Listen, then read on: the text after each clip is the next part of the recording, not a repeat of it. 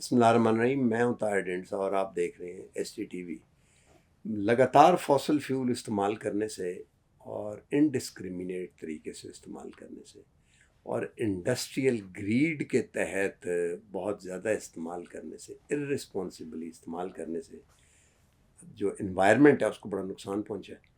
क्योंकि कार्बन ये जो है, ये एक दफ़ा जब जल के निकलती है तो ये सूरज की रोशनी, गर्मी जब एक दफ़ा आ जाती है तो रात को एस्केप करने से उसको किसी हद तक रोक देती है।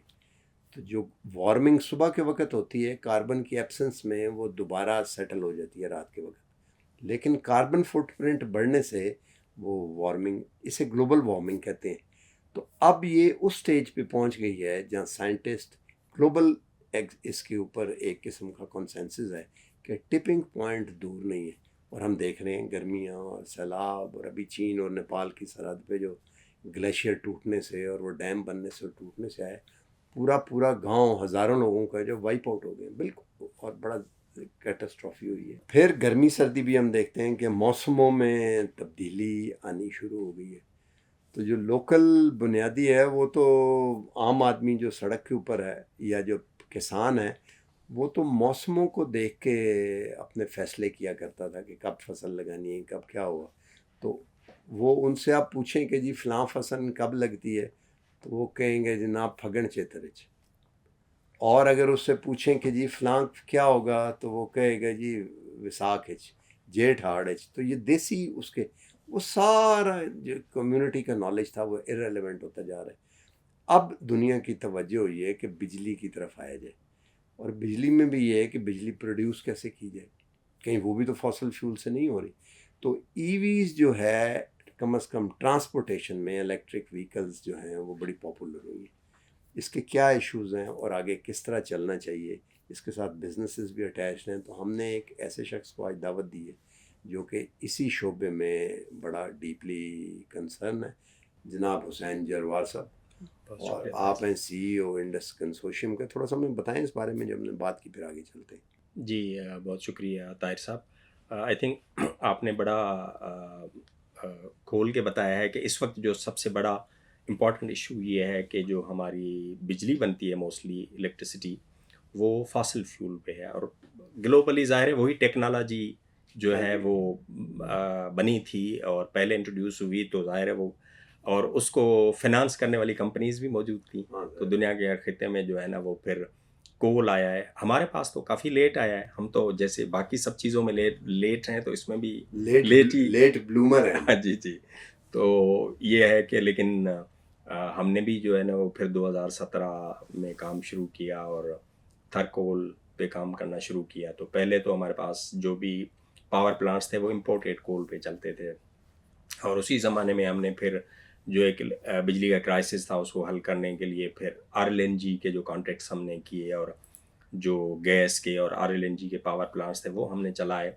तो आई थिंक उसका एक जो इम्पोर्ट बिल का एक ट्रिकल डाउन इम्पेक्ट भी है, एक इकानमी पे और एक लोगों पे है। तो वो काफ़ी महंगी बिजली लोगों को मिलना शुरू हो गई, जिसकी वजह से लोगों ने उस पर काफ़ी जो है वो शोर मचाना शुरू किया, और हमारे मुल्क में फिर एक सोलर बूम भी आई। तो सेम अभी हम देख रहे हैं कि जो इतनी बड़ी हमारी कंट्री है, इतनी पॉपुलेशन है, ज़ाहिर है मोबिलिटी के लिए उनको जो है वो फ्यूल चाहिए, पेट्रोल चाहिए, डीजल चाहिए।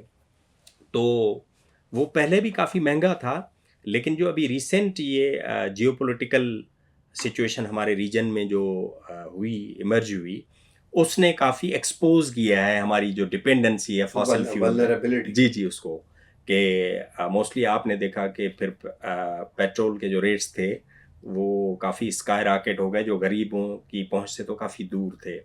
और इसी तरह फिर जो है ना लोगों ने अपनी गाड़ियां रोक ली, और गवर्नमेंट ने भी आपने देखा कि एक वर्किंग डे कम कर दिया था, फ्राइडे छुट्टी की, 2 महीने तक जो है ना सिर्फ 4 वर्किंग डेज थे हमारे। तो उसके डेफिनेटली एक इम्पेक्ट्स होते हैं, वो ट्रांसपोर्ट सेक्टर पे भी हैं, वो बिजनेस पे भी हैं, सारी चीज़ों पे हैं।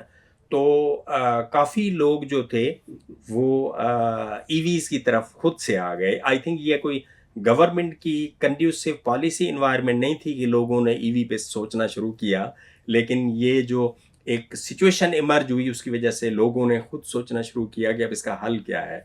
तो आई थिंक ये एक इम्पॉर्टेंट है, और ये क्लाइमेट चेंज के हवाले से भी आपने बात की है, तो इसके काफ़ी पॉजिटिवली उसको सपोर्ट कर सकता है। तो आई थिंक इस ये एक वक्त अच्छी क्या मूव है। ग्राउंड रियलिटी, मैंने भी हाल ही में 2 व्हीलर फैक्ट्री विजिट की, जी तो बॉटम लाइन ये है कि असेंबली हो रही है, सिर्फ जी मैन्युफैक्चरिंग नहीं हो रही।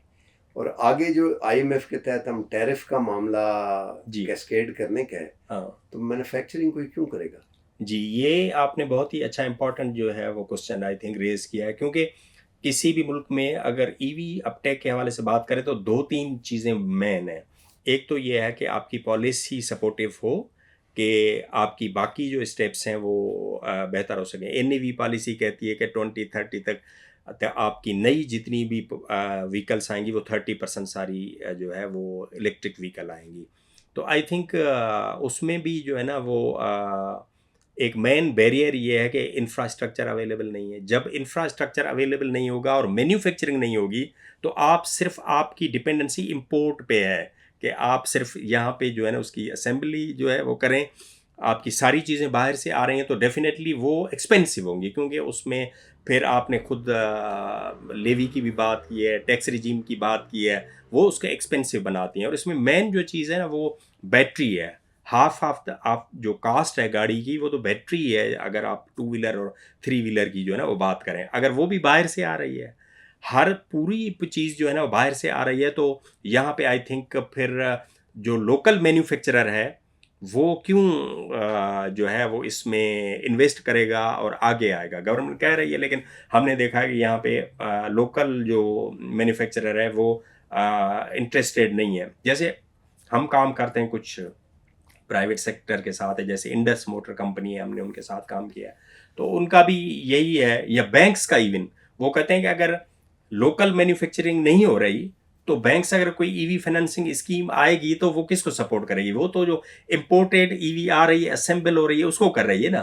तो लोकल जो हमारी चीज़ है उसको जब तक आप कंड्यूसिव इन्वायरमेंट नहीं देंगे, लोकल मैन्युफैक्चरिंग को आप जो है वो सपोर्ट नहीं करेंगे, जब लोकल मैन्युफैक्चरिंग होगी तो कोई EV financing scheme, commercial banks हैं, माइक्रो फाइनेंस बैंक्स हैं, या गवर्नमेंट कोई ऐसी स्कीम लाएगी तो लोग उससे बेनिफिट जब तक नहीं करेंगे। तो आई थिंक ये एक बहुत बड़ा चैलेंजिंग जो है ये ना मुझे देखने का रहेगा। इत्तेफाक हुआ, उससे बड़ी मेरी अपनी अंडरस्टैंडिंग क्लियर हुई है जी कि जो इंजन तो है कोई नहीं इसमें, जी जी चलाने के लिए 2 किस्म की मोटरें। बिल्कुल एक वो मोटर, वो जो नवाब ट्यूबवेल होता था, ऐसा ही है। जो बड़ी मोटर होती है, बिल्कुल वो दरम्यान में लगी हुई है और वो ट्रांसमिशन जा रही है और व्हील्स चल रहे हैं। बिल्कुल दूसरी ये जो ऊपर पंखा चल रहा है, बिल्कुल पंखा लगा हुआ, उन्होंने मोटरसाइकिल के व्हील पे पंखा लगाया हुआ है। बिल्कुल तो पंखा चलने से पर घूमने की बजाय वो व्हील घूमने लग पड़ता है। बिल्कुल बिजली जब जाती है तो वो वाली मोटर है। बिल्कुल तो गुजरात में ये तो ग्लोबल स्टैंडर्ड के लेवल की ये मोटरें बन रही हैं। बिल्कुल। तो उसके अलावा जो बैटरी है हम्म, वो भी अब कहते हैं कि मुझे नहीं पता, हम्म, वो कहते हैं कि आगे सोडियम आयन की आनी शुरू हो रही जी हैं। जी, और ये बातें सुनने में आ हाँ, रही तो है। लोकल मैन्युफैक्चरिंग मुश्किल तो नहीं है वैसे।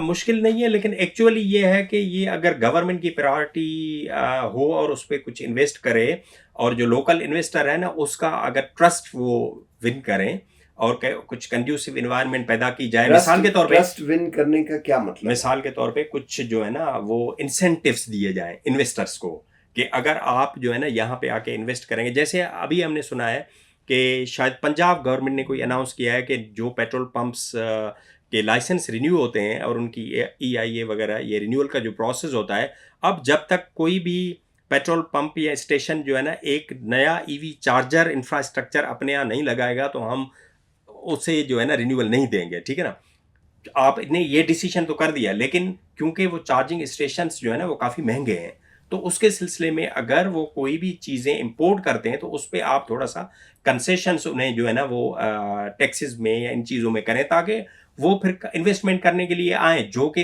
देखें ना, ये फॉसिल फ्यूल की कंपनीज को भी तो IPPs को भी देते रहते हैं ना, सपोर्ट देते रहते हैं उनको, काफ़ी ऐसी सब्सिडीज उनको देते रहते हैं, या कैपेसिटी पेमेंट्स जिस तरह वो देते रहते हैं। तो आई थिंक ये एक जो है ना, जब तक इन्वेस्टर के लिए आप कोई ऐसी इंसेंटिव स्कीम्स नहीं लाएंगे, वो शायद ये नहीं जो इन्वेस्ट करेंगे। आईपीपीज का है वो तो अब्यूज हुआ ना, जी चोरी जी हुई ना उसमें, जी जी, क्योंकि जो चोरी भी हुई है, लेकिन उसके अलावा मिसाल के तौर पे ये मुख्तलिफ जो मिसाल के तौर पे अगर कोई वो सब्सिडीज देते हैं, काफ़ी सब्सिडीज ऐसी हैं जो ये फिर सबको देते हैं, नहीं, ब्लैंकेट सब्सिडीज होती हैं। सब्सिडी का तो मतलब ये है हम्म, कि आपने एक आईपीपी लगाया और उसको कैपेसिटी पेमेंट की यकीनदहानी कराई, जी जी 20% उसमें गैर मुल्की कंपनी है जिसका नाम आ गया, जी 80% लोकल लोकल है। आदमी की जी जी इन्वेस्टमेंट है। जी जी और जो लोकल है वो इन्फ्लुएंशियल है जी किसी जी, भी तरह से, हाँ मैंने ये हाँ नहीं कहता जी वजीर जी, है, नहीं जो भी है जो भी है,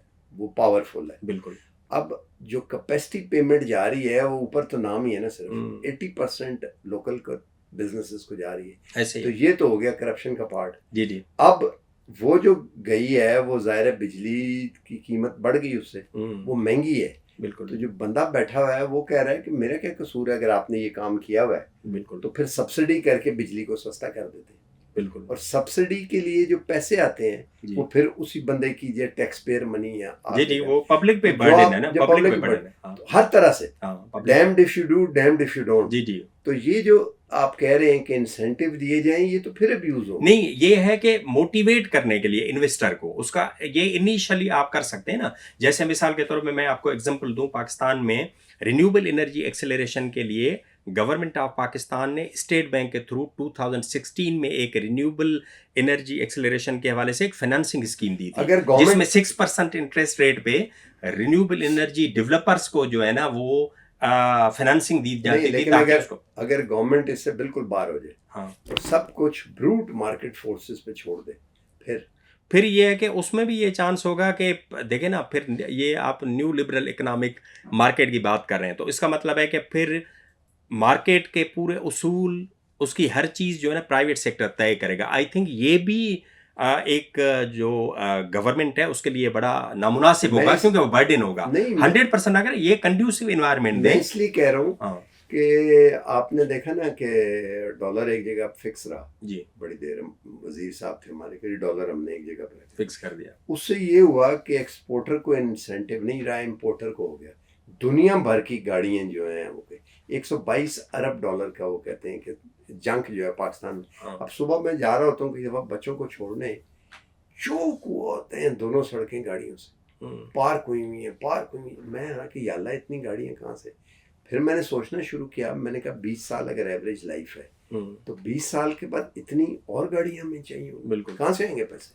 बिल्कुल, अगर एक दफ़ा जो इम्पोर्ट किए उसका कोई मेट्रो ये सिस्टम होता, बड़ा डिटेल से, महंगा भी होता चले, तो वो लाइफ लॉन्ग होता। ऐसे ही है। आई थिंक इसमें रेट्रोफिटिंग भी इम्पॉर्टेंट है कि इस वक्त एग्जिस्टिंग जो फ्लीट चल रही है ना हमारे मुल्क में, इसको कहाँ करना है। लोगों ने नई नई गाड़ियाँ भी ली हुई हैं, मोटर बाइक भी लिए हुए हैं। आई थिंक ये भी एक इम्पॉर्टेंट है, लेकिन उसमें क्वालिटी जो है, जो किट्स यूज़ होंगी उसको भी इंश्योर किया जाए, क्योंकि अगर क्वालिटी कंप्रोमाइज़ हुई तो आई थिंक फिर सेफ्टी के इश्यूज़ जो है ना हाँ, वो, आग लग जाती है। हाँ सेफ्टी के इश्यूज़ होंगे। तो आई थिंक ये एक इम्पॉर्टेंट चीज़ है कि जो वहाँ पे किट्स आ रहे हैं, क्योंकि इस वक्त मार्केट में आप देखें जो ईवीज़ हैं वो डिफरेंट जो है ना उसकी स्टैंडर्ड है। और दूसरी चीज़ ये है कि अगर आपने इसको खुला छोड़ दिया, जैसे आप कह रहे थे ना, तो एक स्टैंडर्ड एक चीज़ नहीं होगी, तो इसको हैंडल करना बड़ा मुश्किल हो जाएगा, क्योंकि फिर हर इन्वेस्टर अपने हिसाब से जो है ना गाड़ियाँ मंगवाएगा, बनाएगा, रेट्रोफिटिंग करेगा। आई थिंक उसके मिनिमम बेंचमार्क्स गवर्नमेंट को तय करने होंगे। तो ये पब्लिक प्राइवेट पार्टनरशिप जो है ना, ये आई थिंक सिग्निफिकेंट हो सकती है। उसमें गवर्नमेंट एक कंड्यूसिव इन्वायरमेंट पैदा करे, इन्वेस्टमेंट जो जो है आप कह प्राइवेट रहे सेक्टर हैं, करे। अगर इस बात को मैं सम अप करके व्यूअर्स के लिए और छोटा करके जो मुझे समझ आई है, मैं बिल्कुल इसलिए कह रहा हूँ कि आपकी जी मौजूदगी में करूँ, जी ताकि अगर कोई चीज़ मिसिंग हो तो आप ऐड कर जी सकते जी हैं। बिल्कुल वो ये है कि डिमांड मौजूद है, जी सप्लाई भी मौजूद है, बिल्कुल सप्लाई मौजूद है, बिल्कुल मैन्युफैक्चरिंग भी हो सकती है। बिल्कुल पॉलिसी इनिशिएटिव जो है वो अच्छा होना चाहिए और ट्रांसपेरेंट होना चाहिए, और गवर्नमेंट इस चीज़ को लीड करे। आप यही कह रहे हैं? बिल्कुल ऐसे ही है ना। जैसे मिसाल के तौर पे आप काफ़ी सारे मुल्कों में देखें ना, नेपाल में आना जाना हमारा होता है, पहाड़ी एरिया है, पूरी वैली है खटमंडू, लेकिन हर चौथी पांचवी गाड़ी आपको वहाँ पे ईवी मिलेगी। उसका मतलब है तो पाकिस्तान में क्यों नहीं हो सकती, पाकिस्तान में भी हो सकती है, लेकिन डेफिनेटली उसके लिए गवर्नमेंट को कुछ ऐसे इनिशिएटिव्स जो है ना वो लेने पड़ेंगे। कुछ एक्सपीरियंसेस ग्लोबल जो दुनिया के मुख्तलिफ एडवांस कंट्रीज़ ने जो है ना वो किए हुए हैं, उसको हमें देखना पड़ेगा कि बैटरी वाली जो मेजर कास्ट है उसको किस तरह से रिड्यूस किया जा सकता है। चीन में आप देखें, आप हर चौथी पांचवीं गाड़ी आप कह रहे हैं इलेक्ट्रिक हाँ। मिलती है। नेपाल में जी चीन में हर चौथी पांचवीं गाड़ी गैसोलीन पेट्रोल पे, बाकी सारी ईवीज। जी वही है, उलट हो गया ना, उलट हो तो गया। वहां पहुंच गए।